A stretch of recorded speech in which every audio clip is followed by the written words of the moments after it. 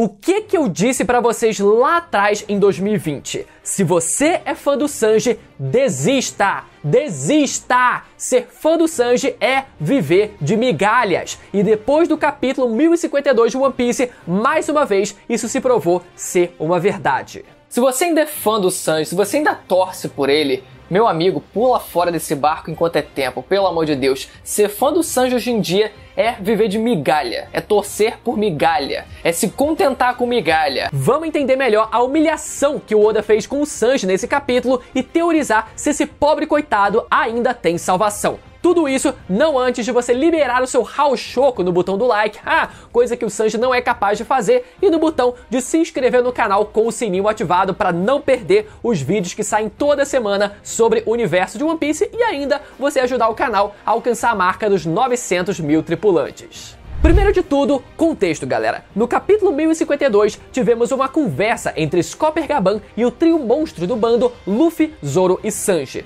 Durante a conversa, Gaban afirma que no bando do Luffy havia mais uma outra pessoa que possuía o Haki do Conquistador. Nessa hora, o Sanji fica todo feliz achando que o Gaban estava falando dele, até diz que eu sabia que eu tinha o Haki do Rei, que não ia deixar que o Zoro e o Jinbe fossem os únicos a brilhar. No entanto, o Gaban ignora o pobre coitado e afirma que estava se referindo ao Zoro. Galera, ou seja, ao invés do Sanji só ficar quieto na dele, porque era óbvio que o Gaban se referia ao Zoro, o Oda fez questão de fazer o Sanji ir lá atrás, né? E ainda ser ignorado e humilhado publicamente por isso. Vamos lá! Não é de hoje que o Sanji vem sofrendo bastante na mão do Oda, mas antes da gente se aprofundar nesse assunto, eu só queria aproveitar para dar uma zoada no Zoro, né? Porque aqui a gente sabe, vocês sabem, eu sou a pessoa mais imparcial dessa comunidade de One Piece, porque não é possível que ele mesmo não soubesse que tinha o Haki do Rei. Lá no arco de Wano, o cara passou por todo um arco muito bem desenvolvido até durante a luta contra o King. O Zoro, provavelmente pela primeira vez desde que ele enfrentou o Mihawk no Baratie, se viu diante de um inimigo tão poderoso que ele próprio começou a duvidar de si mesmo. Começou a duvidar se ele próprio seria capaz de superar aquele desafio, superar aquela barreira impenetrável que era o King,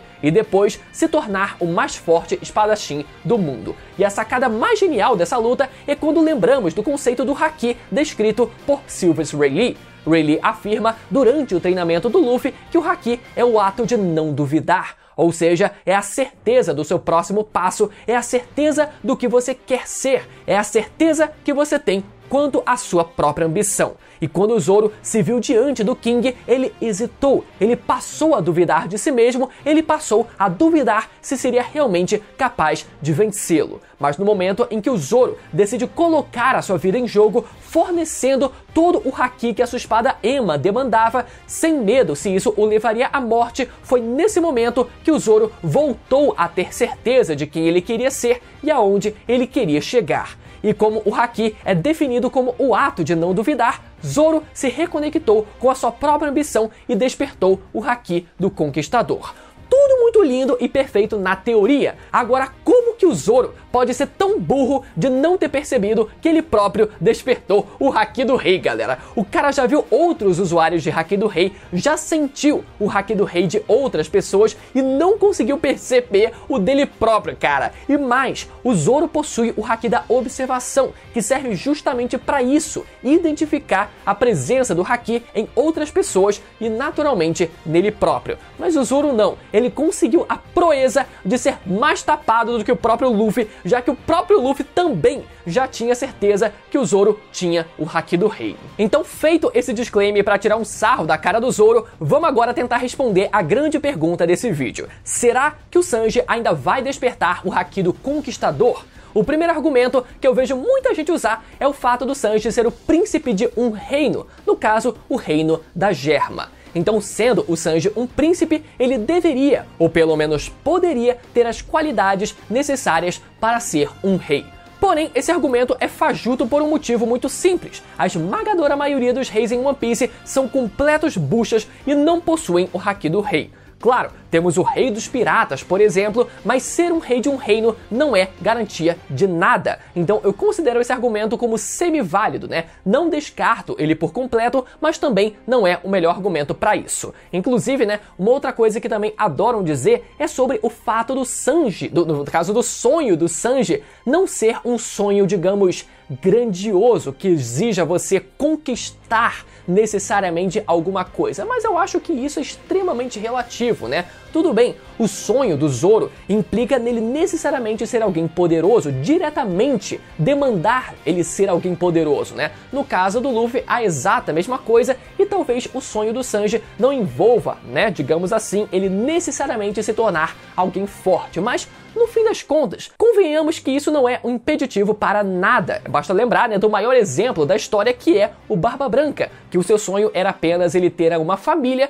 e mesmo assim ele era o homem mais poderoso do mundo e também possuía o Haki do Conquistador. Claro, muita gente pode fazer aqui um malabarismo e dizer que o Barba Branca precisava sim ser poderoso porque ele precisava, além de ter uma família, também a protegê-la. Mas nesse caso, a gente também pode fazer esse tipo de malabarismo também para o Sanji.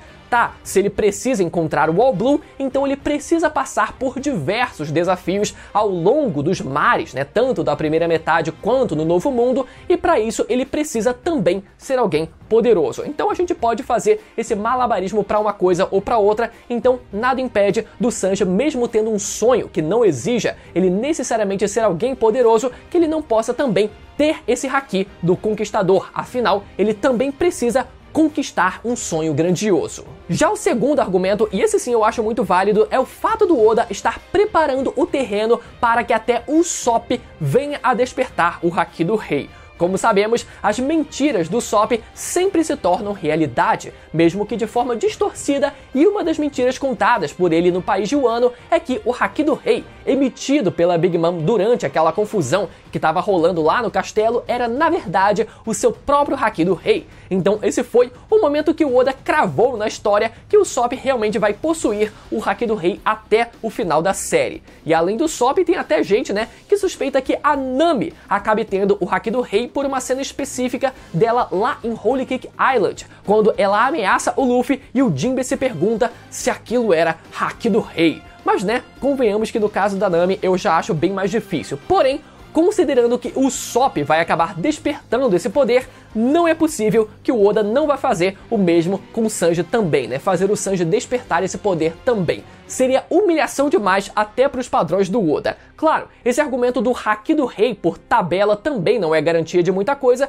mas eu acho que o bom senso aqui ainda reina. Já um terceiro argumento fala sobre como o poder do amor, que o Sanji sempre afirma ter, pode ser uma forma de manifestação do uso do Haki do Conquistador. Afinal, se esse tipo de Haki é o que mais representa a força de espírito, a força de vontade de um usuário, a demonstração do amor pode ser uma das formas com as quais essa vontade se manifesta no usuário. Para fim de exemplo, vale lembrar como em Harry Potter o amor é uma das magias mais poderosas e aquela que foi responsável por salvar a vida do Harry no início da história. Então talvez o amor aqui em One Piece também seja uma manifestação de poder tão especial quanto essa. Basta a gente lembrar das inúmeras vezes que o Sanji atribui feitos que são claramente uso de Haki como uma forma de demonstração de amor, principalmente quando se trata do Haki da observação. Quando uma mulher está em perigo, ele claramente usa o seu Haki da observação para identificar a localização delas,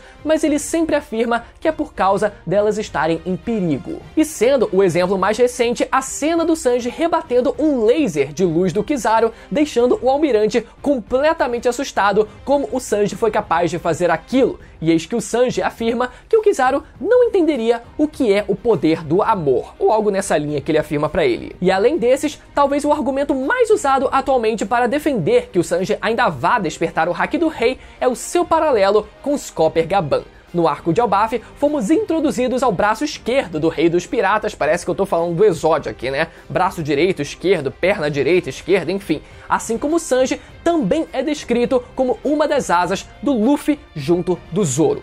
Além disso, em mais de uma oportunidade, o velho foi comparado ao Sanji pelo fato dos dois serem tarados e repetirem incessantemente esse discurso do amor. o Gaban se apresenta como o missionário do amor e depois dele se apresentar dessa forma, Luffy e Zoro brincam dizendo que o Sanji vai ser exatamente assim quando ele for mais velho. E se o Sanji for realmente se tornar o Scopper Gaban da nova geração, então temos um indício de que ele também vai estar no topo da pirataria. No caso de Gaban, foi dito que ele se encontrava no mesmo patamar que Silvers Rayleigh e Gold Roger. Isso parece indicar que os três estavam praticamente no mesmo nível de poder, ou pelo menos muito próximo disso, o que me parece um exagero, já que normalmente o Oda estabelece uma diferença notável entre os capitães dos seus bandos e todos aqueles que se encontram abaixo na hierarquia, incluindo o segundo mais forte do bando. Mas tudo bem, se o Oda ele quer vender a ideia de que tanto o Roger quanto o Gaban e o Rayleigh eram no mínimo muito próximos em nível de poder, talvez com o Roger se destacando apenas um pouquinho mais do que os outros,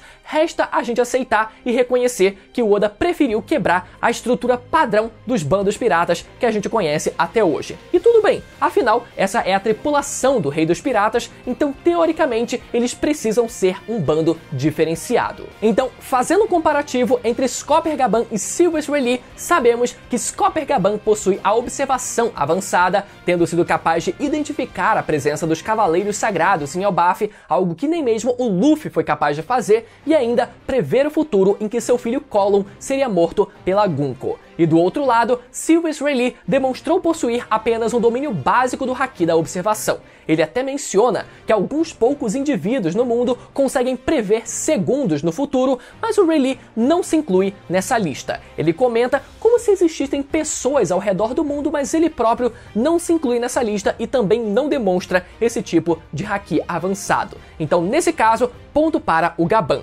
Já quanto ao Haki do armamento, Gaban demonstrou o uso básico desse tipo de Haki contra o Luffy e os Cavaleiros Sagrados, enquanto Rayleigh mostrou o uso avançado do armamento quando repeliu o ataque daquele elefante e principalmente quando removeu a coleira explosiva da Kame, provando ser capaz de emitir o seu armamento para fora do seu corpo. Então, nesse caso, ponto para Silvers Rayleigh. Já quanto ao Haki do Conquistador, ambos demonstraram possuir esse tipo de Haki nas suas formas avançadas. Rayleigh demonstrou quando chegou em Amazon Lily e podemos ver o fluido enorme de Haki vazando da sua espada, característica essa que é a identidade visual da infusão do Conquistador, enquanto Gaban demonstrou ao esmagar o Luffy com aquela chave responsável por libertar o Loki e depois ao dividir ao meio o corpo do Cavaleiro Sagrado Sommers. Detalhe que Gaban ainda foi capaz de atrasar a regeneração do Sommers com um nível de Haki superior ao do próprio Luffy. Pode até ser que o Rayleigh também possa fazer a mesma coisa, mas como ele não mostrou o benefício da dúvida e a vantagem vai para o Gaban.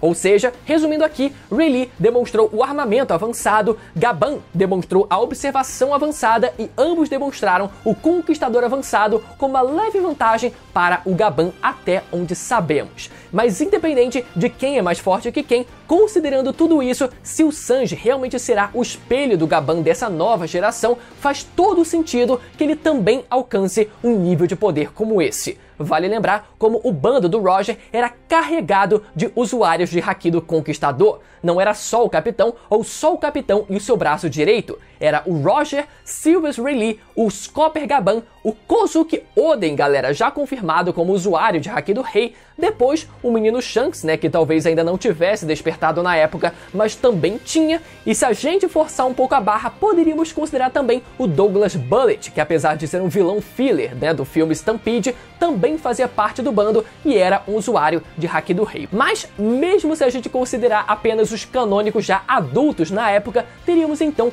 4 usuários de Haki do Rei: Roger, Rayleigh, Gaban e Oden. Então pode ser que os Mugiwaras não se restringam apenas a Luffy e Zoro e também sejam incluídos nessa lista de usuários o Sanji e o Sop. E por fim, o último detalhe que vale ser mencionado é que no contexto da conversa desse último capítulo, o Sanji afirma que sabia que tinha o Haki do Rei. Então, diferente do Zoro, que não desconfiava que tinha nem mesmo depois de já ter despertado, pode ser que o Sanji desconfie disso por um motivo específico. né? No caso, ele tendo o haki do rei e já desconfiando disso. Vale lembrar como o Sanji possui uma proficiência maior para o haki da observação, que é justamente o tipo de haki que serve para identificar a presença e o nível de haki de outras pessoas e naturalmente dela própria. Então talvez por esse motivo o Sanji consiga sentir que existe um espírito conquistador dentro dele. E talvez, apesar dessa cena ter sido humilhante para o Sanji,